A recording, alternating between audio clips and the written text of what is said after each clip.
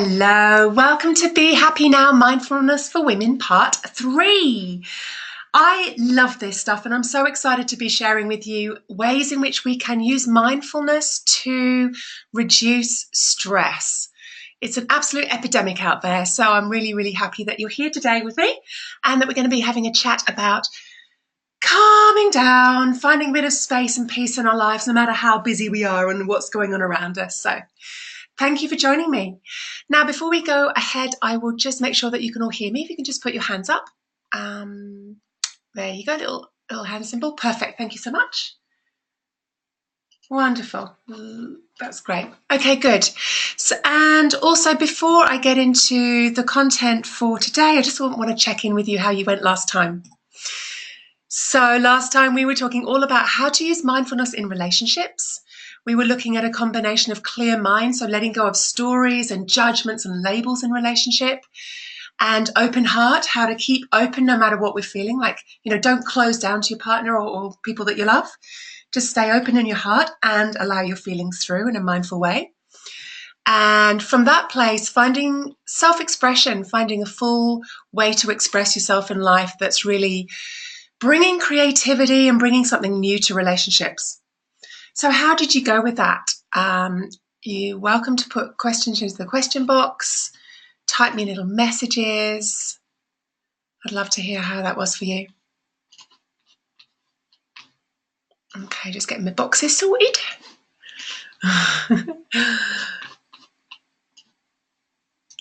Okay, and the other thing we talked about was just remind you of this quote, which I love from Eckhart Tolle, which is, in any relationship, especially marriage, be as free of compulsive thinking as possible.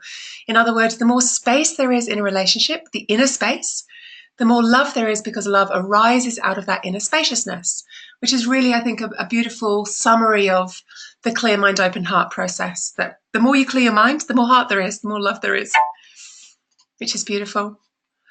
So, and last time we talked about doing some homework, and we looked at making it no judgment week. So letting go of judgments and letting go of, just kind of getting a position about somebody. So do you feel like you're right and they're wrong all the time? Do you hang on to a judgment or a story about your partner or people that you love? So just practicing letting go of those judgments, letting them move through. You could do the leaf meditation as a way to just let go of those thoughts and practice staying open in your heart. And we also talked about quite a few ways of passive or active ways to let go of your emotions, so that you're kind of emptying all the stuff that you get caught up with, letting that go so that you can stay open. And then we talked about the full expression part. So bringing something new and bringing a different part of yourself to relationships that you normally do. And I talked about bringing your best self as well, that it's a real choice to how we show up in relationships, and that my little rant was about, if you're in an intimate relationship, that they should really see the best of you as much of the time as possible, rather than sometimes I think that we bring the worst of us to relationships, So how did you go? Okay, I've got Bronwyn saying was a bit hit and miss. Saying found myself realizing how much I'm hanging on to. Okay, great realization, Bronwyn. And really good to notice how much that can get in the way as well. We talked about looking at objects without judgments and without labels on, and that's good to practice. Looking at a partner in that way as well, or family members when they come in the door. Is it just a kind of a whole set of labels? Oh, he's so annoying, he doesn't put this out or that out. Or can we actually relate very fresh and in the moment with somebody?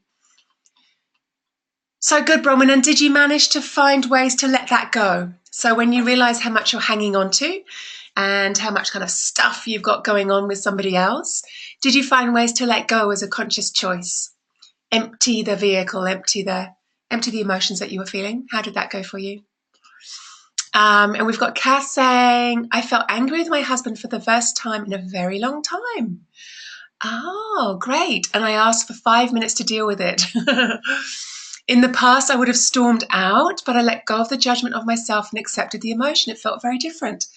That's so cool, Kath. Well done, you. Well done. And as we're saying, it's not about stuffing it down or ignoring it. It's really about feeling it, but not dumping it on somebody else.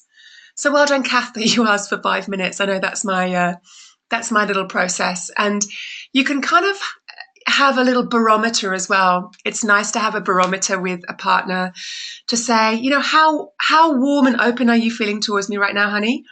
Or how open and warm am I feeling towards you? And you can rate it out of 10. So 10 out of 10 is like, you know, pure, unadulterated, open love with each other. And if you feel less than that, you can ask your partner. Some couples do that at the end of every day at bedtime. You know, how are we doing? Are we a 10? Or if we're anything less than an 8, then it's about kind of, all right, we need to let go of something here.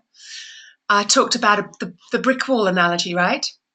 So you want to take note when you've got the first brick in the wall, or if you realize that you're up to 64 bricks in the wall, you really need to start working at tearing that thing down, because it just is, when there's stuff in the way, you just feel resentment rather than love. You feel anger rather than love. And it's very, very difficult to suddenly let that go. It takes a bit of work to deconstruct that wall.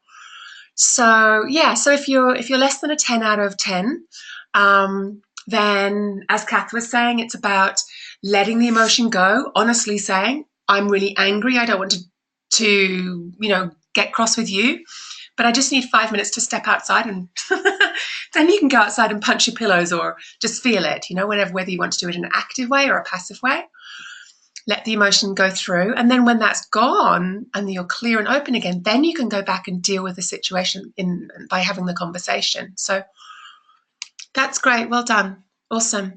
Kath, you really felt the emotion, was able to let it go rather than hold on to it for days, which is what I used to do. Oh, cool. You danced it out and did the towel exercise too. Good job. I love it. Well done. That's fabulous. Yeah, it's really about letting go. And the more, I think letting go of emotions is really one of the key skills in life for anybody. We've talked before in the first session about how emotional stuff is causing so many challenges. It's the cause of relationship breakdowns and addictions and all sorts of horrible stuff. So to be able to feel an emotion and let it go by passive or active means is just invaluable. I can't describe how valuable that is, because it just changes everything. Absolutely everything. So well done. That's very cool. And Maria is saying, missed last session. That's cool. Yes, there's a recording and that's fine to leave. Oh, you're feeling poorly. I hope you feel better, my love. That's fine. Yes, it's in the Facebook page, and I've emailed it as well, the link for the recordings. So Bronwyn, it's practice, hun. It's practice, and the more you can really open up, kind of letting go of a chunk at a time, like I talk about, if you've got kind of like 5 kilo bag of angst inside you, or anger or upset, then it takes time to let that go. You're not going to let it go overnight, okay? But you can let go of a chunk of it at a time, and then another chunk of it at a time. So keep going. You're doing fine. You're bringing awareness to it. You've realized how much you're hanging on to, and that's so important to realize that. And then you can keep working on it. And you want to maybe try that little scoring exercise, right? How open are you feeling towards your husband? Is it 10? Is it 2? And it's a great conversation starter. Just how are we doing? How is our relationship? What do we need more of? What do we need less of? What do we need to clear? What are you hanging on to? What am I hanging on to? What do we do about that? Just to bring some conscious, deep conversation to relationships is transformational. So well done, you. Keep going. Okay, good. Excellent. So that's relationships. And obviously that's a work in progress, right? It's not that it suddenly changes, but it really can change very significantly when just one person brings some different behavior to it and some different attitude and some different skills. So we're going to spend today looking at stress, because I know that stress is a real epidemic. It's something that I think many people have as a chronic experience in their life and kind of get used to, which I find sad. It's like, I think life's sped up so much in the last sort of decade that it's very common, and it's sort of a badge of honor to feel stressed and have too much on your plate. So I want to really address this. So stress is a whole variety of things, but it can start with a bit of worry and the worry about situations can lead to anxiety, which is that sense of kind of, anxiety is something you feel like your heart might be racing, you might feel really worried about things, but it kind of turns into a chronic state of just stress, feeling pressured.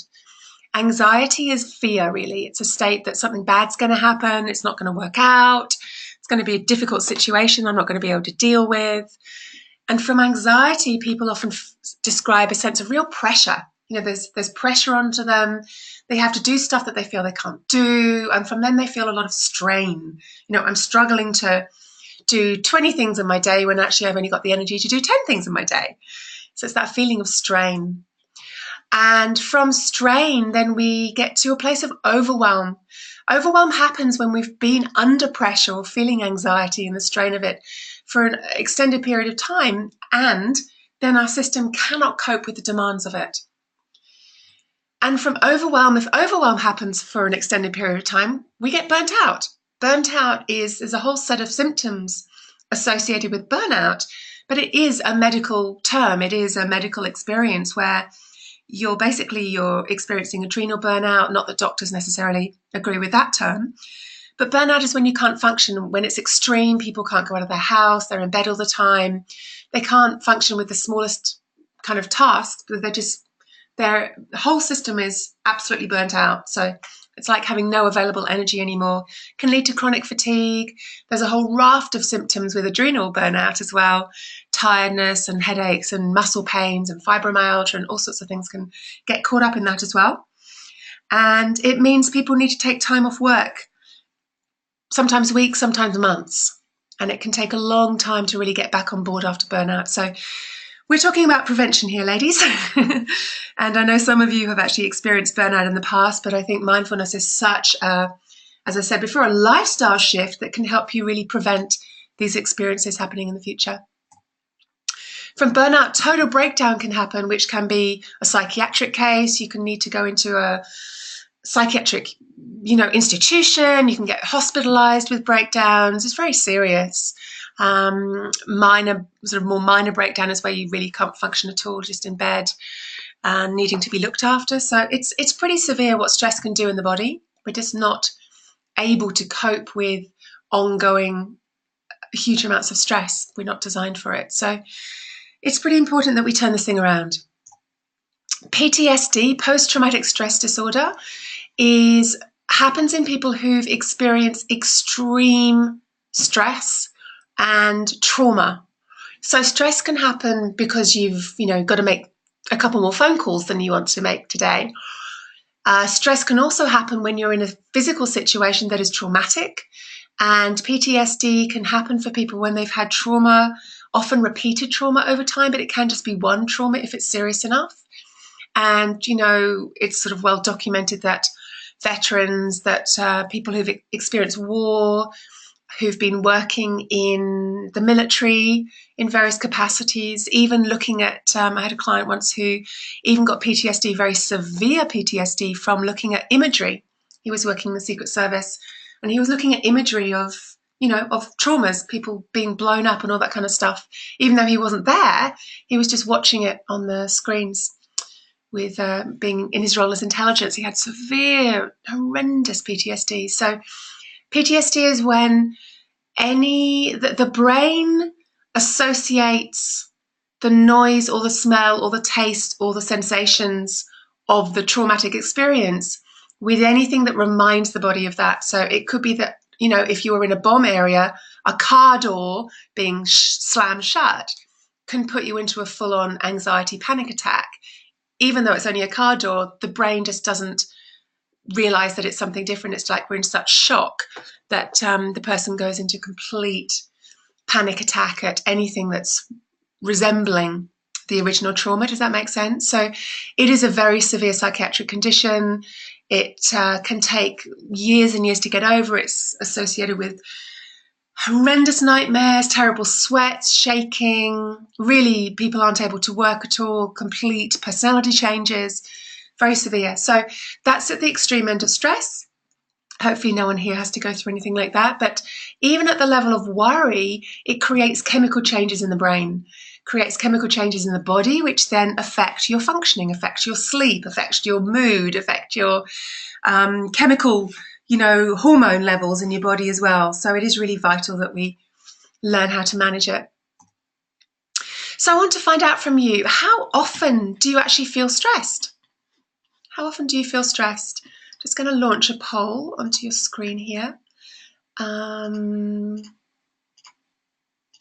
Okay, so you should see that on your screen now. How often do you feel stressed? Just want you to pick up your mouse and click on the option. So we've got always, feel like you're always stressed. Do you feel like you're stressed most of the time, sometimes, occasionally, or never? Okay, a few more people to vote. Okay, a couple more people to vote, another 10 seconds, and then I'll close that. So just picking up your mouse and clicking on the screen there. Webinars are so cool, huh? It's amazing what we can do. Okay, great. Wow, all right, fabulous. I'll close the poll and then share the results with you. So there's the results. We've got, luckily, no one's at always, which is good. However, a third of you are at most of the time, 50% sometimes, and only 17% occasionally. So I would say, I would say that's kind of average in our community, in the One of Many community, kind of good to average. We have had higher results than that, like more stressed results than that, but that's 50% of you anyway sometimes is a lot. So let's change that, and you want to kind of aim for going down a category. So if you're most of the time, go down to sometimes. If you're sometimes, go down to occasionally. If you're occasionally, go down to never, right?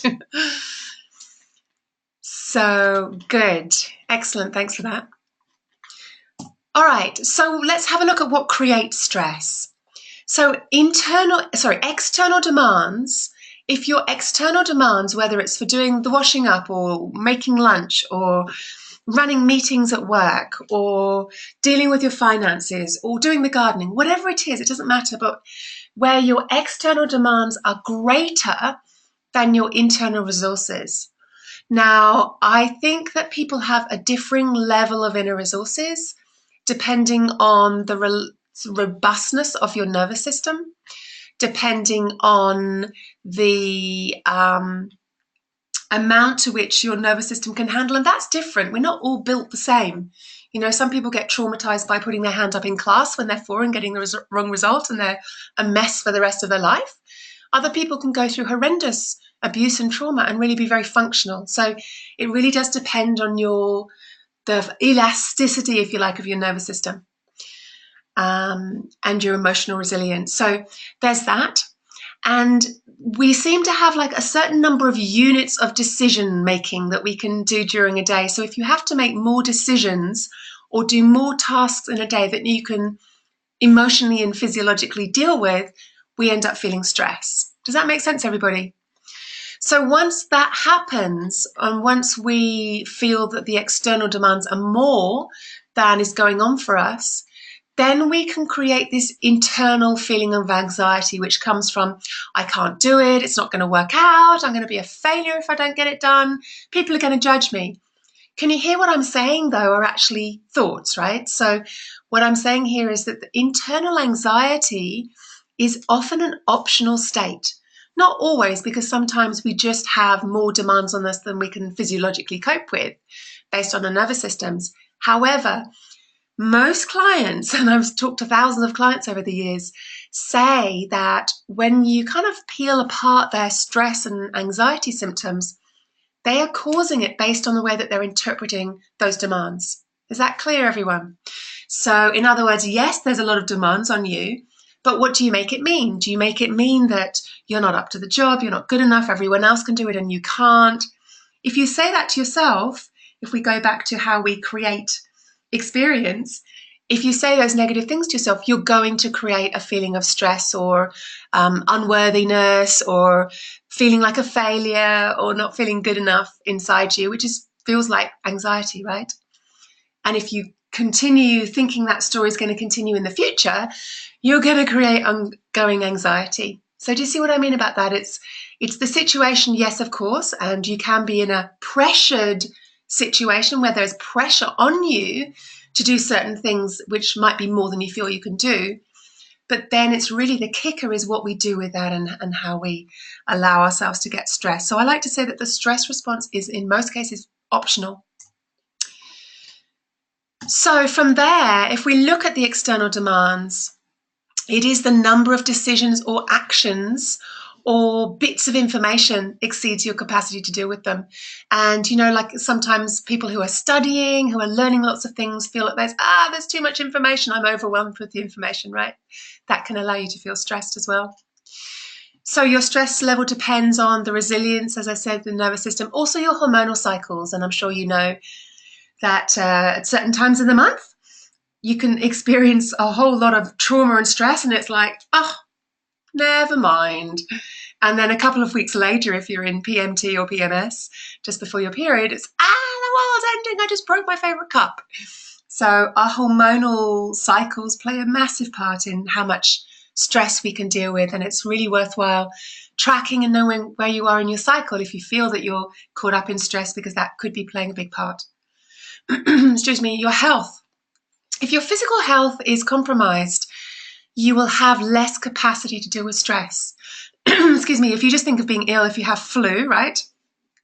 Again, having to fill the dishwasher and empty it again is a big deal. It's a big task. You don't have spare energy if you're feeling ill and unwell. You have a lot of your energy going into trying to get better. So that can really affect stress levels too. Your emotional status. If you are going through grief, if you've lost a loved one, if you are, you've got a presentation to do in your business and you're really scared about getting on stage and running your presentation, there's all sorts of things that can be affecting you. If you're having relationship problems and you're really worried and sad about that, if you're emotional anyway, then stress can be exacerbated when you have external demands on you because you're already kind of emotional. So external demands, yes. So when you can't deal with the external demands, you've only got a few options really. It's changing the situation. If you can't change the situation, you need to set boundaries. And I just want to say, changing the situation, I've often heard people say, I'm stuck with it. I can't fix it. Like maybe it's a job situation where the job is asking more of you than you feel you can give, and people feel completely trapped in that. Well, there are probably other jobs on the planet, and if you feel like that's the only job, you want to have a real take stock of your lifestyle and see, is it worth it? Is it worth it? Do you need to do something radical and sell your house and downsize and, go live somewhere smaller, or go live in a different country, go live in India or Africa and where it's a lot cheaper, Indonesia? I'm serious. It's like everything's optional. Everything is optional. So if you feel the situation is untenable, you need to get more creative about thinking about it, and ask your buddies as well. Get on a call with some of your buddies and say, do green light thinking and think of, tell me all the different situations and solutions that I could do for this situation. Don't say no to any of them. Just let everybody come up with them. And then you can look afterwards and look at those options and see whether any of them are things that you feel you could do. So change the situation. It's never true that you can't change it. There's always something that you can do. Set boundaries. If you feel it's difficult and you need to set boundaries, then that's very important. That no, you can't go to work on Saturday, or no, you can't work after 7 p.m. or 5 p.m. or 3 p.m. No, it's not going to work for you to come in on Fridays when the boss puts something on your desk at 5 o'clock on Thursday. That's not going to work. So that's getting into your queen and setting a boundary. Might be with a partner as well, setting a boundary that, you need a day off on the weekend, and can they please look after the kids for you? Just say no. And we've talked about subpersonalities before, but if you know you have a strong pleaser, it's going to be very difficult for you to say no. So please make sure that you do the work on letting go of what's driving your pleaser so that you can find no and have that as a good two-letter word in your vocabulary. Things can really change when you learn how to say yes and no in the right places. So just saying no to little things can make a massive difference on the amount of available energy that you have. Delegate. Say no, and then if it still needs to be done, find someone else to do it for you. Delegate. Get on Fiverr and pay £5, £10 for somebody to do that task for you. You know, there's amazing resources out there in the world, and I'm sure you're not the only person who can do a lot of things. Find someone else to help you with it, even if it's the cleaning or the gardening, or get someone to help you pay the kids to do the washing up for you, you know? Get creative. Or upskill. Sometimes stress comes from feeling like you're not up to the task, and that it's over your head, it's beyond your current skill level, in which case, do a course. Get some training, go to your boss and say, hey, I really don't know how to do this well enough and it's causing me stress and anxiety. Can I have an extra day training on it, please? If it's in your relationship, like you feel you've got chronic challenges in your relationship, upskill. Don't just sit there and think, oh God, it's awful, I can't cope with the next 40 years of this. Upskill. Go do a course. Do a communications course. Take your partner on a workshop. There are some amazing relationship workshops around. Get some coaching, read some books. There are some amazing online programs nowadays. Tony Robbins, all sorts of people do relationship programs. Upskill. It's really important to just get creative in the way that you're thinking about these things externally. So if we look at the internal side of things now, and the internal way that we create stress, it's really just remembering that anxiety, if you're suffering from that, is worry about the future, and depression is worry about the past. Okay, so anxiety is worry about the future, and depression is worry about the past. So if you know you go into anxiety, you can guarantee, unless you have a physiological condition that, like depression, can be just biological, physiological condition, unless you've been diagnosed with that, then, and I've had clients where doctors say, yep, you're depressed, you need to be on medication, it's physiological. And you do some digging and find out that they're telling themselves the most horrendously disempowering stories. And when they stop doing that, they're perfectly happy. So I'm always, I always like to take a depression diagnosis with a very large pinch of salt. And I've found in nearly everyone that I've worked with that it's very possible to change that experience. Certainly, if any of you have done NLP training and you've seen NLP trainers on stage and someone stands up and says, oh, I'm depressed, one of the first questions they'll ask is, so how are you doing your depression? And they go, yes, but my life's terrible, it's awful, it's, all these things are terrible that have happened. And the trainer will just say, how do you do the depression? What do you do? What do you have to do in the morning? We have a strategy for anxiety. We have a strategy for creating depression often. So it's really good to get clear on the thoughts that we're running repeatedly to create that experience of ongoing anxiety. Now this, of course, is where mindfulness comes in, because that's all about seeing thoughts for what they are, which is thoughts, rather than the truth. So we create that internal anxiety when you imagine a negative outcome, okay?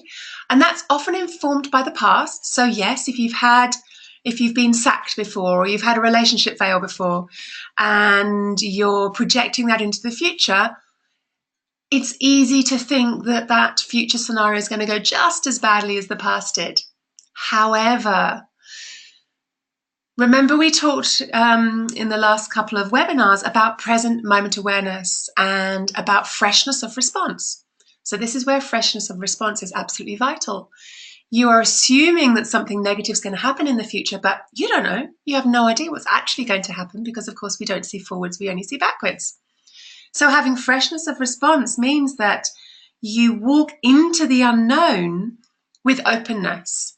You don't walk into the unknown going, oh, I know how it's going to be, and it's going to be terrible. Excuse me. So it's really about having that openness to investigate what really does happen. It's like being a scientist. So if I get on stage and I open my mouth and I speak, what happens? Rather than assuming everyone's going to hate you and throw tomatoes at you. So do you see what I mean? That's where being in the present and being very mindful of your thoughts and not believing them allows you to investigate your next moment in the future with full openness, an open heart, rather than these negative stories. We only create anxiety. This is the strategy for anxiety, right? First thing is you have to imagine a negative outcome. Second thing is you have to be scared of that negative outcome. If the negative outcome was fine for you, like, you're not going to sign up enough clients in your business and you're not going to get enough money. If that's okay for you because you've got a stash under the mattress, then that's not a problem. You won't create anxiety from that. But if you don't get the clients and then go, oh, I haven't got enough money to live on, it's going to be terrible, then yes, you're scared of that negative outcome. The next thing you need to do is to feel helpless to avoid it. So you feel like you can't solve that situation. It's going to happen. You don't want it to happen, but you're stuck with the fact that you think it's going to happen, right? The next thing that you'd need to do to create internal anxiety is to be what I call allergic to those emotions that you would feel if it were to happen. So if you don't have enough clients, then you're scared of the negative outcome of not having enough money, you feel helpless to get enough money, and then you're terrified of feeling like a failure if you didn't have enough money to pay the rent or to pay your mortgage. So that feeling of failure, we talked about this before, is like, I would do anything other than feel like a failure. So I'm just going to sit here and worry and create anxiety about the situation rather than either deal with it or accept it. Remember, we talked before about the only two choices you ever have if you want to be happy is accept. If you can't accept it, change it. So anxiety comes when you're neither accepting it nor changing it. Does that make sense, everyone? If you have any questions about that, just put them into the question box. I will open up the line for, to have a chat with anyone at the end of the presentation. But you feel free to put in questions into the question box as we go through. Does that make sense, everyone? Is everyone really clear on that? Because it's important. There's quite a few steps to create anxiety, see? Okay, good. Looks like everyone's fine with that. So as an antidote for that, can you see that at the bottom of the barrel is that experience of you're allergic to the emotions that you think you might be feeling? So then you want to ask, what am I unwilling to feel? So if it's around the clients, you want to put your marketing out there to get more clients, and you find yourself constantly procrastinating, and you realize it's because you're afraid of not getting the clients, not having the money, and then being a failure. So ask yourself, what am I unwilling to feel in this moment? And it's being a failure. It might be shame or it might be inadequacy. It's a really good question. If you find yourself stuck with anything, just know, what am I unwilling to feel? And then, of course, you can then investigate what that fear is about and then bring mindfulness to the feeling. If you can just allow the feeling, like Kath was saying before, allow the feeling, let it move through, and then it's gone. You're no longer caught up in an anxiety spiral because you're actually willing to feel what's causing it underneath. So another way you can do is through inquiry. What's the fear about? Well, it's about being a failure, or it's about being inadequate and looking silly and being judged from my family, perhaps. What's the worst possible scenario? As I said, that you don't have the money to pay the rent or the mortgage. What does this fear remind you of? It's a good question to ask as well. And it might remind you of when you were young and your parents had stress around money and, there wasn't enough for holidays and there was kind of a sense of tension in the family. That fear may remind you of that scenario back in your childhood. And you can ask yourself, when is the first time that you felt that? Maybe you felt it really acutely at Christmas once when you wanted the red dress and Mum said, sorry, darling, you can't have that one. At this point, it's too expensive, but I'll get you the brown dress from the charity shop, right? And you felt that real kind of feeling of shame or embarrassment or feeling inadequacy. And then once you've got clear on what it is, then it's about coming to de-stressing mindfully. So just mindfully letting go of the stress. And you can do this by noticing what thoughts come up. Just notice them, right? Remember, we did the leaf exercise. We've watched our thoughts go as fishes swimming past. And you can just watch the thought come and go. You can go to that lovely place by the river and just put the thoughts on the leaf and watch them go past. Remembering that thoughts aren't real, just because it's in your head doesn't make it true. So watch those thoughts come and then go. Notice what emotions turn up in your body. And just notice what sensations you're feeling. Allow the sensations in your body. Is it spiky red in your chest? Is it kind of gripey blue in your, a round, heavy feeling in your stomach, allowing those sensations. And then allow your awareness to float between your thoughts, your emotions, and your sensations. So we're going to practice this now. So go ahead and get yourself comfy. If you're listening to this later and you're driving or walking, you can just listen without actually closing your eyes. But everyone else, just go ahead, get yourself comfy, have your feet on the floor, and go ahead and close your eyes. And I want you to bring to mind now a situation that you find difficult. It might bring you some worry or some anxiety. You might feel stressed about it. It's just a challenge that you have that you feel uncomfortable or worried about. And as you think about it, just notice the thoughts. Sure, maybe you think about it a lot of the time, but just start to notice now the thoughts as mental events. Remember that the thoughts aren't the truth, they're just mental events. They're things happening in your mind. Your mind's a machine, it's just churning out some thoughts. So just watch what they are. If it helps you to read those thoughts, there's a little placard on the back of a fish as it swims past. Fishy swims past from right stage.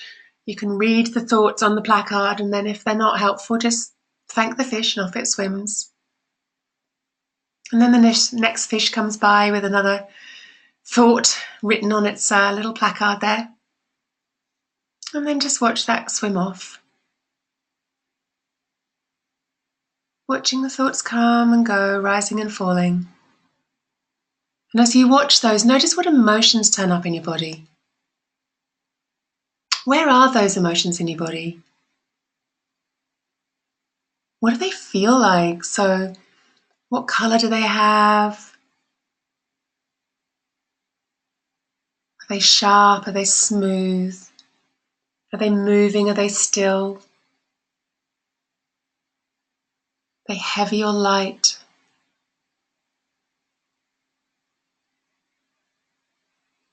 What do they sound like? Do they make a sound that's loud, that's quiet?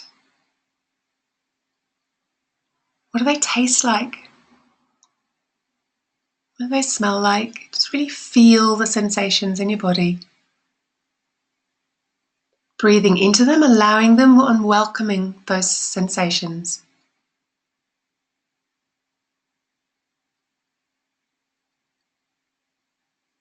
Saying yes to them because they're already there.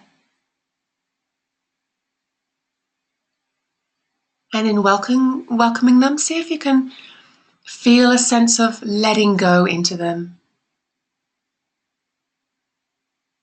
Breathing into them.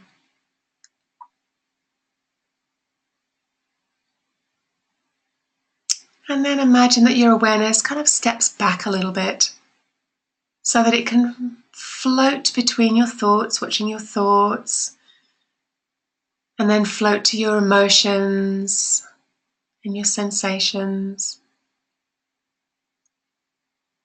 Just floating between them, observing without judgment, without trying to change anything. Just observing and allowing.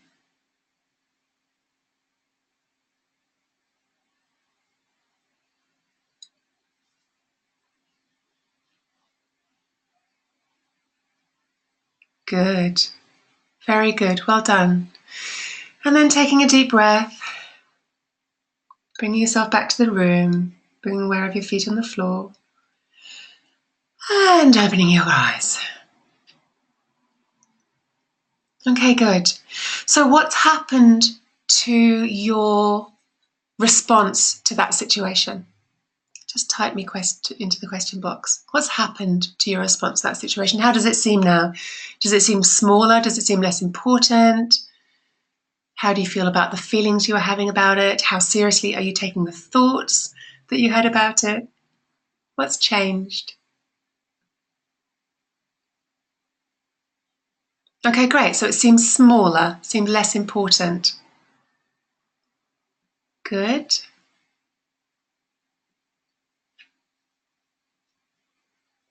The emotions started to move as you watched them.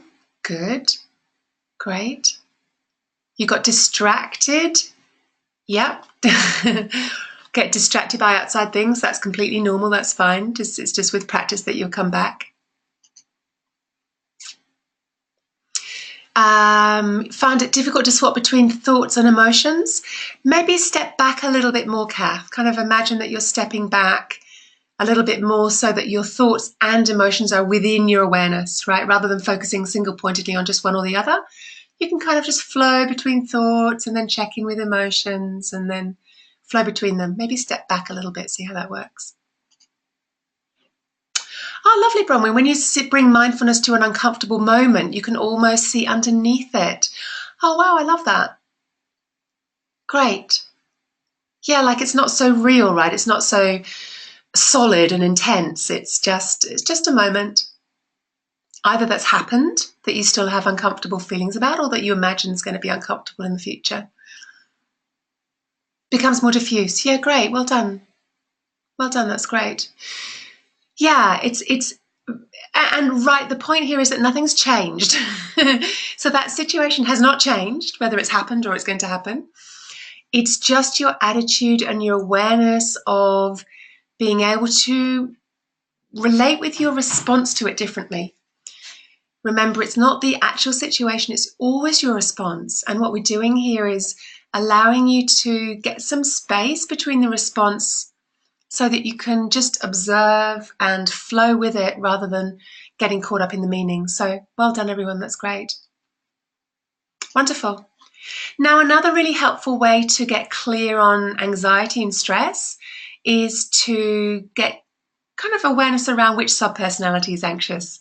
Now, we flagged that last week, but I'll just look at it again this week in a different context of stress and anxiety. So if you have a look at those different selves there, excuse me, you may know that for some of you, it might be your pusher that causes a whole bunch of the anxiety, right?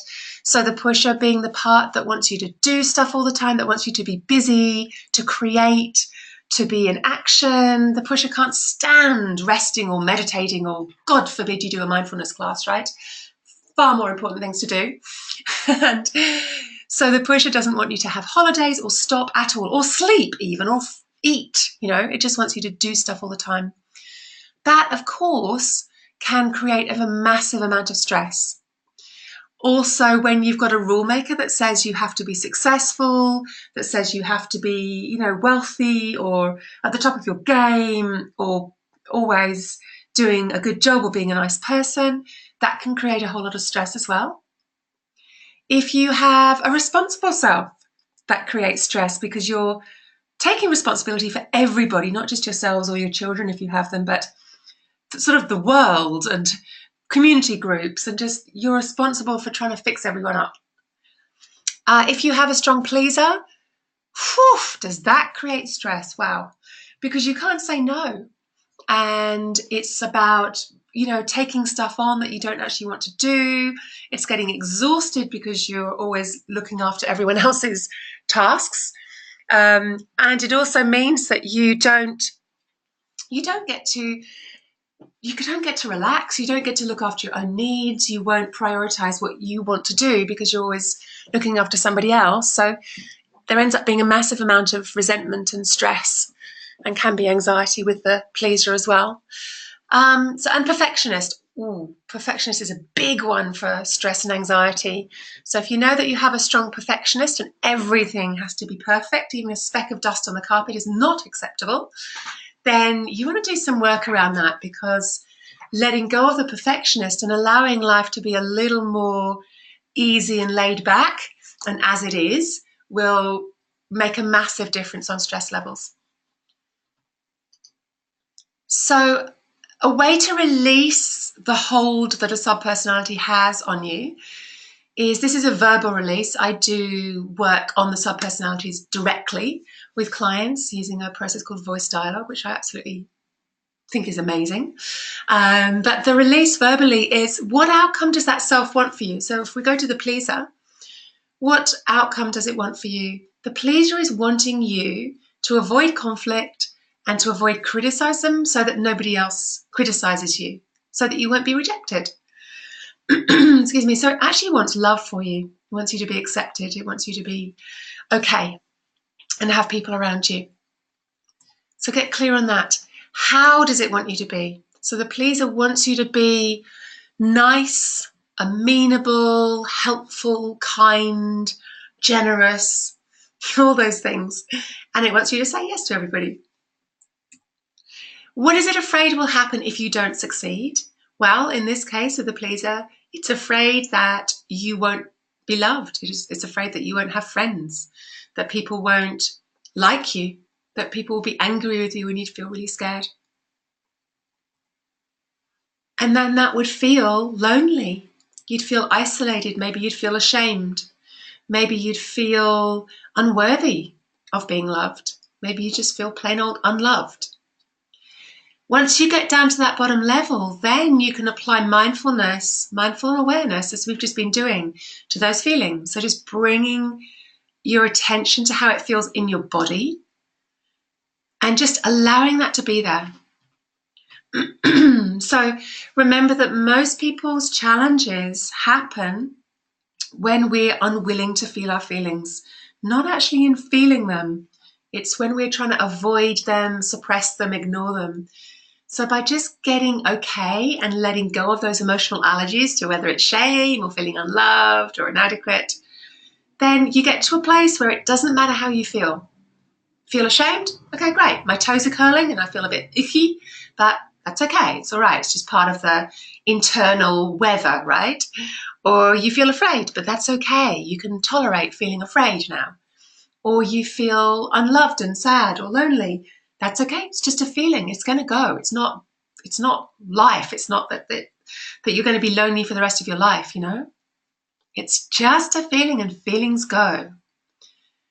So if you feel that you're stuck in one of those subpersonalities, make sure that you've got notes of this and you can come back to it just to help release the grip that personality has over you, right? Because if you're okay with feeling unloved, if you're okay with the sensation of rejection, or you're okay with the sensation of feeling inadequate, then it doesn't matter whether people like you or not, right? It doesn't matter whether you say yes or no, because you don't mind how you're going to feel as a result.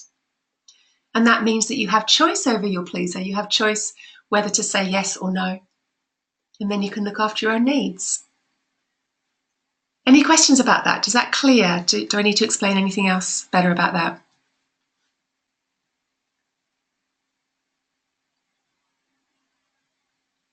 Okay. All right, good. Sounds like that's clear. So part of allowing your feelings is what I call surrender. And I know that surrender might sound a little bit full on. I don't want to surrender. I want to be in control. I want to be in charge. But surrender is a very, very beautiful experience. And let's just get clear of what it is. It's surrendering to what is already happening. Now, the moment is happening, whether you like it or not. And it's surrendering to the fact that it is happening rather than fighting it. Now, of course, I am not talking about a traumatic experience that you need to get out of as quickly as possible. But accepting that it's happening allows you to actually take action quicker. You know, if something's happening, if God forbid someone's following you down a dark alley, right? You need to be really aware, like not in denial that it's happening, not pretending it's going to be okay. You just need to be fully present with what's happening and then take remedial action. You know, get yourself out of there, get safe. So surrender, I'm talking about a situation that, remember we talked about accept or change. If you can't accept the situation because it's scary, it's dangerous, of course, change it. But if it's not that intense, then it's about just accepting the situation for how it is, surrendering to what is already happening, because it's too late to change this moment, it's already happening.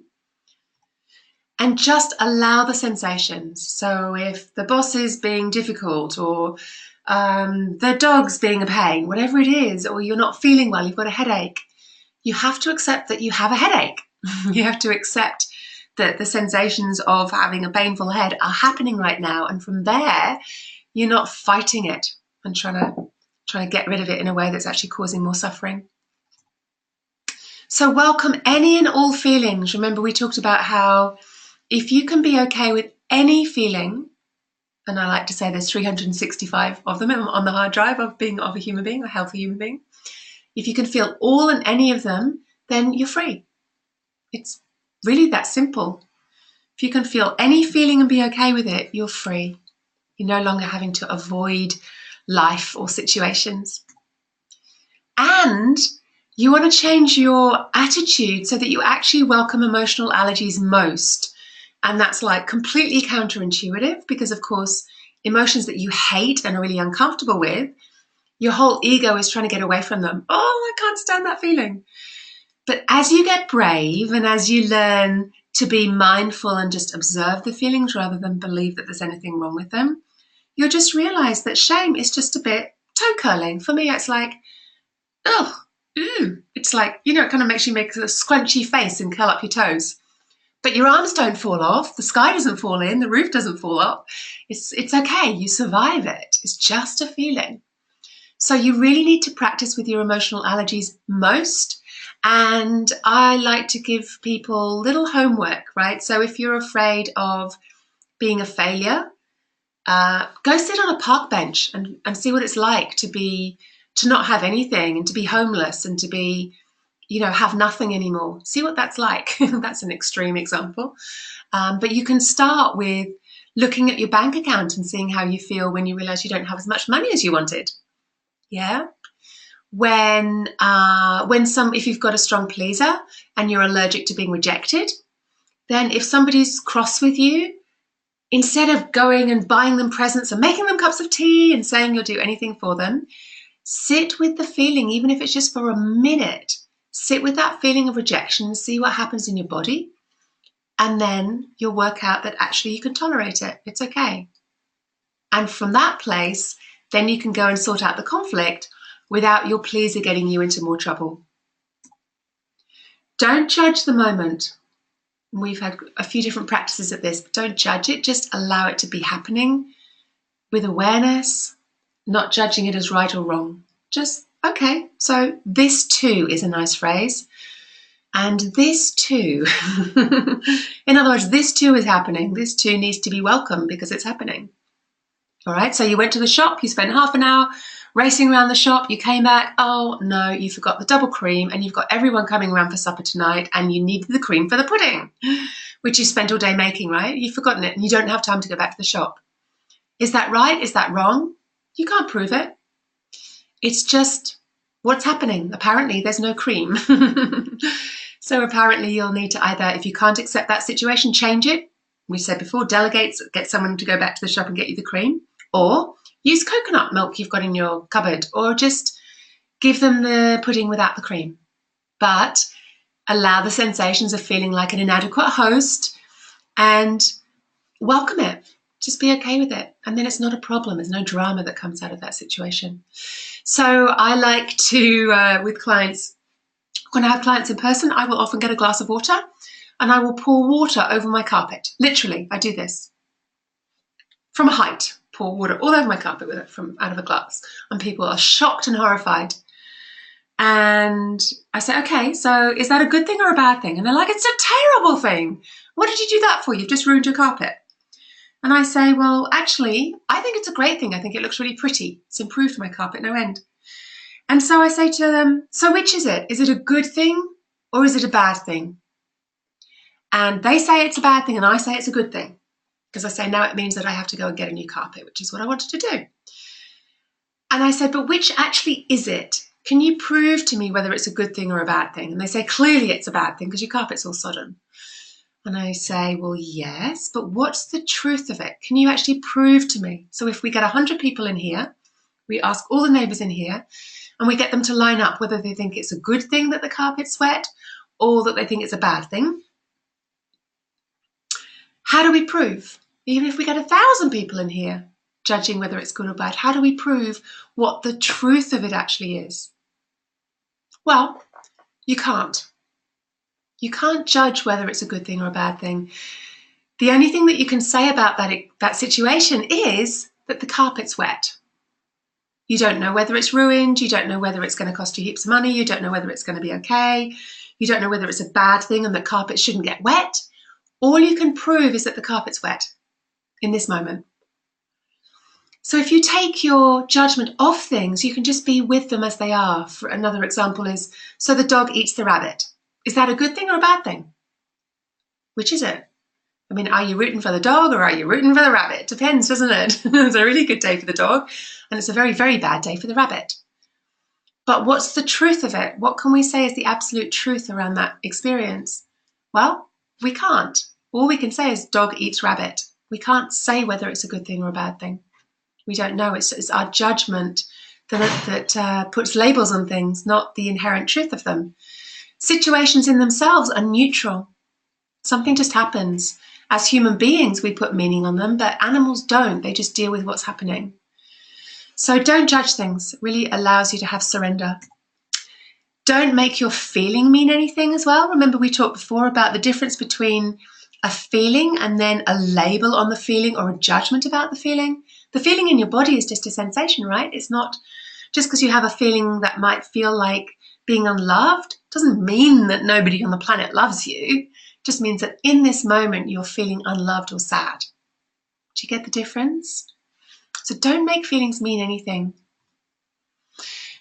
So let's go past all that now. Let's go to a place where you can let go of those thoughts and those feelings and just kind of settle into being past them or beyond them, if you like. So I'd like you to go ahead now, make yourselves comfortable. And we're going to do what I call a mountain meditation. Get yourself comfortable, have your feet on the floor. Again, if you're driving or walking, if you're listening to this somewhere else or after the call, please don't do this now. This is a closed eye process. Come back and listen to it later when it's a good time for you. So if you're comfy and it's safe for you to do so, go ahead, close your eyes. And taking a deep breath in and out. And in again. And out. And just start to become aware of your experience right now. You don't need to bring to mind a challenge or anything like that. Just notice what is going on right now. You've just been hearing some information. There may be some judgments going on about that, some thoughts about that. You may have some thoughts about what are you going to have for lunch. You may be thinking about what are you going to have for supper this evening or what you're going to do this afternoon. Just being very aware of where your focus is, where your attention is right now, and what your experience is like. Are you comfortable? Are you uncomfortable? How's your body feeling? What are you aware of around you? Just bringing 100% of your attention right into the very present moment, this tiny little moment that's already gone, and this moment that's already gone, and this moment that's also already gone.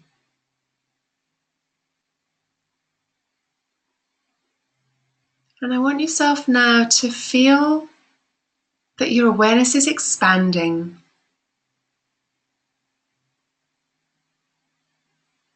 Beyond exploring your sensations, your thoughts. Start now to focus on your experience itself. See if you can find your awareness. Where is that awareness? We said before it was like a torch, but the torch light comes from somewhere, doesn't it? See if you can find that awareness now. So putting your awareness on your awareness itself. You have awareness of your body. You have eyes that see. You have ears that hear. You have a mouth that talks. You have a heart that beats. Where is the awareness that is aware of all of it?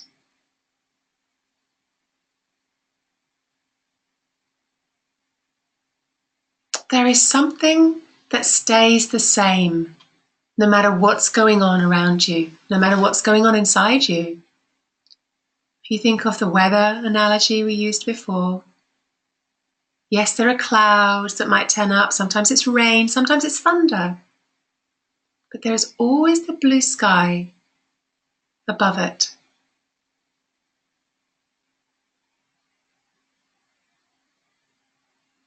So I want you now to feel what it is that doesn't change. It's the same thing that's been looking out of your eyes, that was looking out of your eyes when you were born, that it is decades later. It's the same thing that's been hearing through your ears from the moment you were born, that's now listening to my voice. What is that? What is that awareness? I want you to feel the unmoving nature of that awareness. Awareness itself doesn't change, just like the blue sky doesn't change. I want you to feel that as a solid, permanent experience that's unmoving, unchanging. No matter what the torch shines on, the torch is the same. No matter what the light illuminates, the light is the same. That is actually who you are. So imagine that unmoving nature of yours, like a mountain. Feel yourself so grounded that you're actually part of the earth. You're one with the earth. You're made from the earth.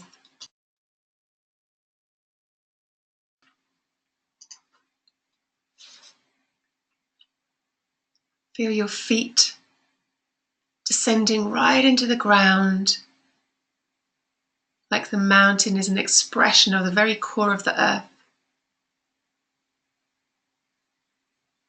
And then feel your awareness like a mountain spread sideways with your foothills, and then upwards into your jagged peaks, up to the very point, the highest point of the mountain.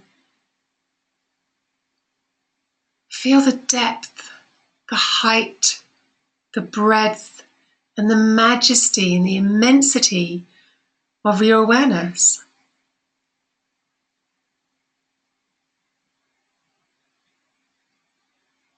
And notice now that whether it's snowing on the mountain or raining on the mountain, or there's little spring flowers popping up all over the mountain is as it is. It is as it is. Notice whatever sounds come to your ears, there's something that remains unmoved. Whatever your eyes might see or imagine as you have your eyes closed, there is still the mountain just sitting there. You are unchanged.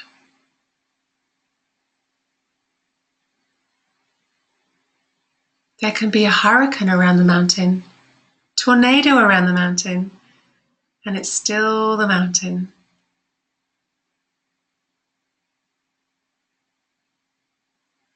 It is as it is.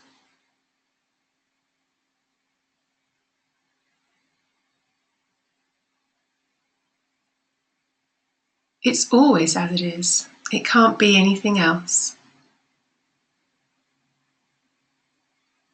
And if you go deep enough into the present moment, you'll find what always is unchanged.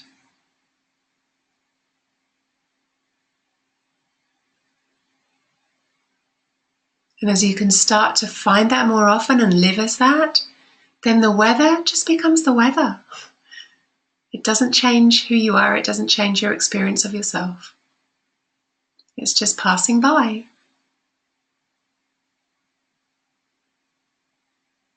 Very good. So feeling the mountain, the presence, the depth, the stillness.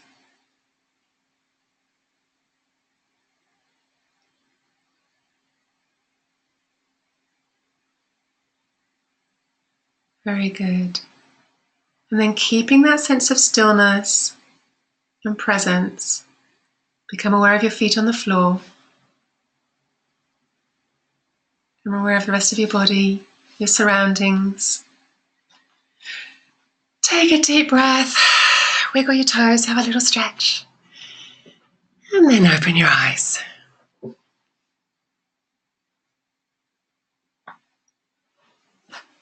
Good. Well done, my lovelies. How was that? How was that for you? Was that easy? Was that difficult? Did you find that experience of just being the mountain, the witness of all of it?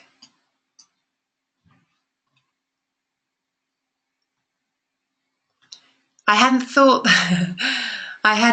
that what Sarah was saying, I hadn't thought that my ears hear the same, that my ears are the same from when I was born. Yes, it's the same thing. There's something that hears. There's something that's hears the sounds. There's something that sees what you see. And there's also something that reports to you of your dreams. Right? If it was just your thinking mind, you go to sleep, you're not consciously thinking anymore. And yet someone is there watching your dreams with you, and they can report on your dreams in the morning, even though you're fast asleep. Right? It's your awareness, it's your consciousness. So mindfulness isn't just about watching thoughts, it's really a much deeper opportunity to dive into the space between the thoughts, as we said last time, but ultimately to rest in presence, to rest as the mountain. And that doesn't mean that you can't move around and do stuff and be incredibly active and achieve great things in the world. Of course you can, but you don't take the world so seriously. There's a lovely phrase, being in the world, but not of the world. That you can play the game of being in the world, but you no longer identify with all the little things as being so important. You don't sort of identify with the same game. So use that mountain meditation if you feel that things are getting on top of you. It's a lovely antidote to stress because it gets you right back to the core of who you are, to the center of your experience, and the things that you're trying to get stressed about are very difficult to get stressed when you realize, it's just weather. I'm really the mountain. So I hope that was helpful for you. Okay, so stress-free living. Stress-free living. Let me just move my boxes here. Stress-free living. If we talk about our criteria again, our little equation here, we've got clear mind plus open heart equals full expression. It also relates to stress and living stress-free. So we've talked before about the clear mind and how we're letting go of the stories, allowing your heart to open to feeling your emotional allergies, and then expressing yourself fully rather than the pleaser might say, don't do that, somebody might not like you, or you better not go and do karaoke because people will judge you and throw tomatoes at you. So, it's being fully expressed anyway. Going and singing because your heart wants to sing will really help reduce your stress. So some anxiety antidotes for you as homework are to identify the story. So there are 3 levels that we've talked about. Identifying the story and the thoughts, which is this piece here, the clear mind piece, right? And then what are you unwilling to feel is the open heart. So it's the allowing your feelings to move through, but also which selves are creating it. The subpersonalities we looked at are levels of identity. Okay, so you have your individual thoughts, yes, but when I say it's levels of identity, it's a chunk of thoughts kind of stitched together with a whole bunch of symptoms and a set of physiological criteria that you have. Like, if you're in the pusher, your shoulders might be up, your physiology might be stressed, you might be breathing shallowly. If you're in the pleaser, you might be kind of a bit hunched over when you're talking because you're always trying to make sure you don't upset anybody. If you're in the perfectionist, you might walk very fast. We might be kind of pernickety and make fast movements. Do you get what I mean? So selves have a physiology, they have thought patterns, they have emotions, and it's really like lots of different people are inside you. So you can get awareness of which selves are creating the anxiety, and then you can do some release work around the identification you have with those selves. I'm not saying that any of those selves are wrong. We all have all of those selves. But when we are caught up in believing that that's who we are, we're stuck. We're in a trance. We're kind of gone unconscious, if you like, and we're just doing stuff because the self tells us we have to, when actually you don't. You don't have to please everybody. You don't have to achieve everything. You don't have to have everything perfect. But when that voice is there, you believe it and you'll get caught up in that mode. So bringing awareness to that will really help you with reducing your stress levels. And then bringing the mindful de-stressing practices that we did. Letting go of the thoughts, bringing your attention to the feelings, and just coming back to the present moment. I'd love you to practice some surrender as well when something's happening. Like a good example is in a traffic jam, right? If you're in a traffic jam and you've got to get there at 10:20 and it's now 10:07 and you've still got another 5 miles to go and you're stuck in the traffic, you're stuck in the traffic unless you decide that you can get legs from your car that can propel it up in the air, that you can drive over the top of everyone else. Then there's probably not much you can do about it.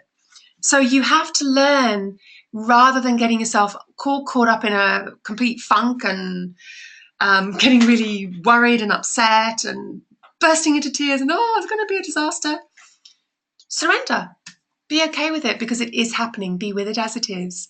Surrender to the feelings. If you have any fears about getting in trouble at the other end, just relax into those and acknowledge that you're in a traffic jam. Let go. This is just as precious a moment in your life as any other moment in your life. And it's up to you to make what you want of it. If you have something nice on the radio, listen to something nice on the radio, but it's your attitude that will allow you to do that. So practice surrender. And the mountain meditation. Do the mountain meditation, particularly if you feel stressed, but it's a really deep meditation just to help you get in touch with that unchanging presence. And of course, we'll talk about that more next week in deepening that experience of presence itself. But that in itself can expand beyond knowing yourself as a mountain. It can kind of expand into universal awareness of everything. And people who have deep, what some people call transpersonal experiences, have amazing reports of feeling themselves as one with everything and being one with the mountain, being one with the lamp, being one with everyone else on the planet. So we'll be looking at that next week as a way to really deepen our sense of self beyond our individual self, so that we can find a really profound place to live from that makes the little petty upsets of the ego completely obsolete. So we'll talk about that next week. But for now, do practice these points in the meditation. Come back into the Facebook group and let me know how you're doing. And we will chat next week. So I will stay behind for questions. If you want to ask any questions, I'll open the line and we can have a chat. But otherwise, just a reminder that what we're doing here is changing the relationship with your mind so that you can master your mind and turn it into a really useful little slave that you can pick up and put down when you want. So thanks everybody for your time today. If you need to go now, that's completely fine. But otherwise, hang on and we'll have a chat. You can ask questions and celebrate wins. So thanks everybody. All right. Thank you. And I'll now go into question time.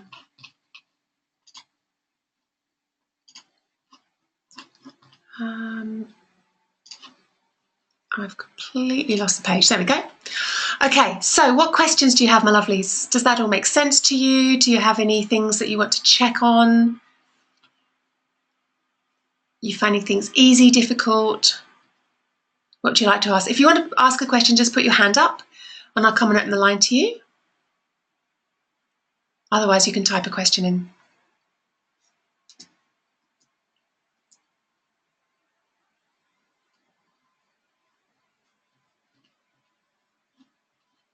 What's been the easiest thing for you? What's been the hardest thing for you? Okay, so Sarah's saying remembering, remembering to be mindful. I know, it's amazing, isn't it? We get so caught up in just what we're doing. Much of our awareness is focused externally much of the time. And it's really, it's really amazing to just have a reminder, whether it's a sticky that you put around your house. I think I mentioned that before. Or notice that whenever you touch a door handle or a cup, that you bring yourself back to the present, or put the alarm on the phone, as we talked about before as well. So yes, repetition is the name of the game with mindfulness. It's not something that you just do once. You have to keep bringing yourself back out of the trance, back to the present moment. And it takes attention and repetition to do that. So whatever's going to work for you to remind you, absolutely. Media is saying, managing my stress can be challenging, finding it equally hard to deal with stressful people around me when you feel okay. Yeah, absolutely, because it triggers your own stress, right? Do you want me to chat to you, Media, about that? Just put your hand up and I'll come up the line to you. It's a good question. Yeah, cool. Good. Are you there? Yes, I'm here. Hi, good to talk with you. So yeah, absolutely. When other people are stressful, it can make us stressed, right? Can't it? Like a tuning fork, we suddenly start vibrating in the same way. So is there anything particular, Media, that really gets you uptight? No, so I started to try and get a practice going in the morning, and then I'll start my day um, quite relaxed, and I've done my meditation and things like that. Then I get sucked into obviously my day job, and it's very project driven, deadline driven. I'm around a lot of super people, Mm, so I find it quite hard then to maintain my own zen or my own composure through it. Not, so I'll feel myself reacting or suddenly stressing because somebody else is around stress, or I'm getting sucked into the environment of stress, even though I may not want to be getting involved with the stress. I'm finding it hard to pull myself away sometimes from it. right. Um, so it's kind of, I don't know, when I'm talking out loud to you, it just seems so, well, yeah, just keep myself together, but I can't. I feel the stress in my body of other people Ah, now. and is that an energetic thing? Like you're kind of just picking it up from them? Is that what's happening? Yeah, I am picking up the energy of the stress from them. So I'll end up feeling quite exhausted at the end of my day, even though I Right. haven't necessarily been in a stressful situation myself. Even it's Yeah. kind of like really tuning into other people's now, and I don't know how to get out of that. Okay, so that's kind of a different topic around energy management and Okay, being an empath, and kind of having that sort of sensitivity around people's energy. Have you investigated that at all, Media? no, I haven't. Okay, so you might want to do some research on empaths. There's some great books and resources on what's called highly sensitive people Okay, as well. There are some nice books on that. You might want to read some articles. You'll find some ways just to kind of normalize it for you, because that's, a certain percentage of the population has that kind of experience, and it's important that you learn how to manage it, which is really about kind of having energetic boundaries, knowing what's yours and what's somebody else's, mm-hmm. and then finding ways that can help you just stay in your own experience. So it's like what's it like when you have I have this with my horse. It sounds crazy. I'm an empath too, so I get it. But I have this with my horse. When my horse gets worried about something, I start feeling all nervous. I'm like, what's going on? I'm not nervous. I'm just, trotting around the arena or something. But I can feel that she's getting really tense, and I feel it in my body. So I get it, but it's about realizing that it's yours or somebody else's. And then there are lots of things that can help you let go of it if it's somebody else's, whether it's showers, Epsom salts, baths. People have a lot of rituals around it. Some people use incense or smudging or gongs or sound or chanting. Some people have kind of visualizations that help them to, like imagining a bubble around you, so that you can imagine it's like a one-way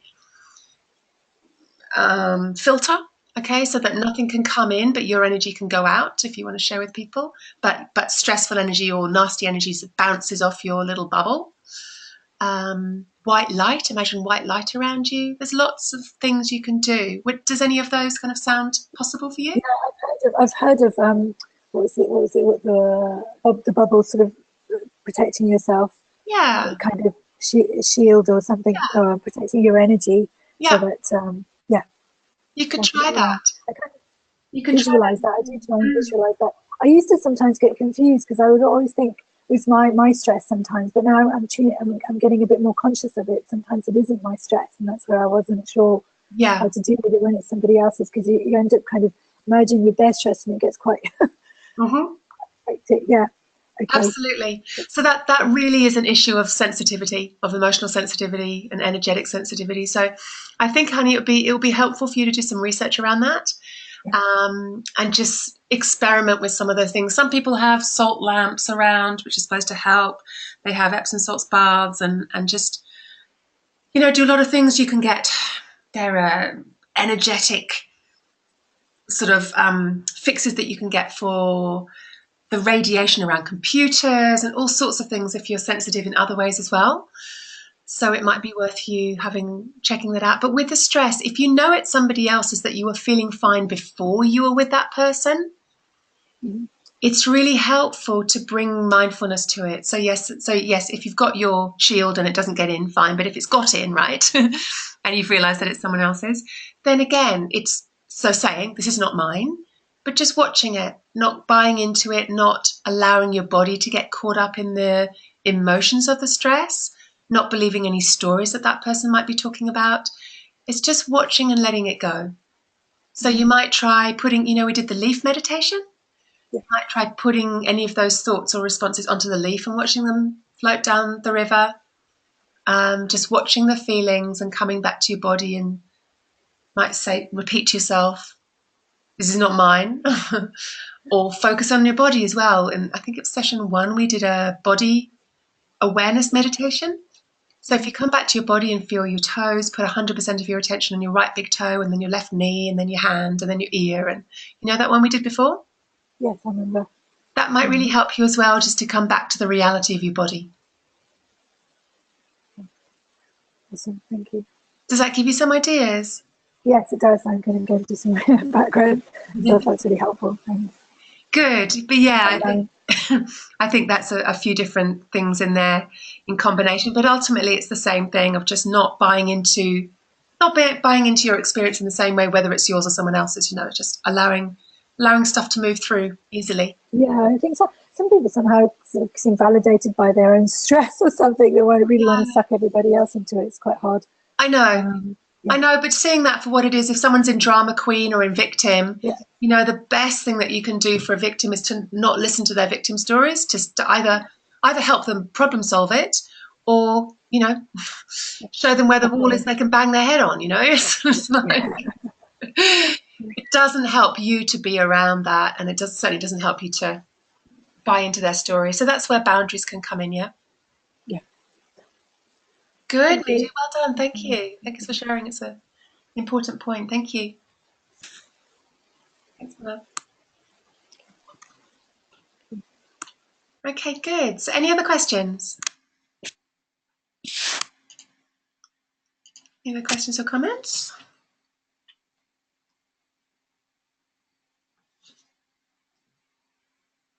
And it's also like, if you're having that experience of something, you feel something in your body, it's not even yours. It's still, you have to accept it rather than get stressed that you're now feeling someone else's stress. That's not the acceptance place, right? Just, okay, so there's something here. It doesn't feel like mine. And it's not a problem. It's not a stress. It's just, what do you need to do? Can you accept it? Or do you need to change it? And there's lots of ways that we just mentioned to change it. So make sure that you don't suffer over your suffering. That's so important. We don't suffer over our problems and challenges. Okay, so any other questions, comments? Okay. All right, good. So it looks like we're done for today. So thank you so much, everybody. I really look forward to chatting with you next time for the last in this series. And I hope you enjoy your homework. Do come back into the Facebook group and share how you're going with everything. And if you have any questions, let me know. Wonderful. Speak to you next week. Take care, everyone. Bye.